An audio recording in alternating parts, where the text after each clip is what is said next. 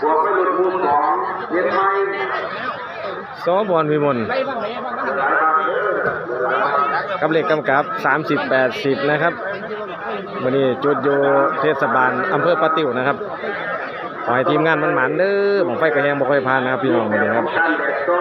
สบอนพิมลสู่เพื่อพี่พี่น้องได้หรือไม่นะครับแฟนทั้งสูงรอลุ้นรอเชียร์48นี่นะครับ48สักครู่มีคำตอบนะครับเอาบ่เอาบ่จะต้องดูรถต่างๆเป็นใกล้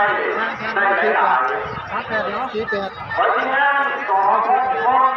โจมทุกคน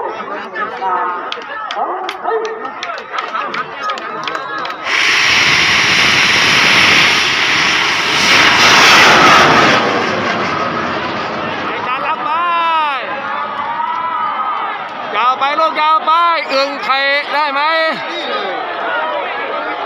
สุดยอดของการเดินทางนะครับตายแล้วต่างป้ายพี่กลมไม่เดี๋ยววะ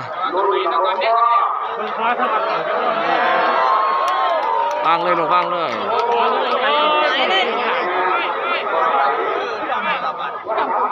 สูตรบ่ไหลต้องใส่เบรกไว้ติดเอามีเรื่องพี่ป่ะเบิดแต่แม่ควันเริ่มจังแล้วฝรั่งบริเนี่ยแมนอย่าดันเด้อเบาเลยด้วยลูกเอ้ยควันขาวแล้วกันควันขาวแล้วมีรุ่นแล้ว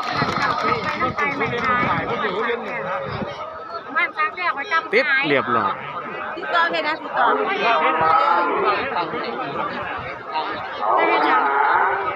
ขอเด้อลูกเด้อ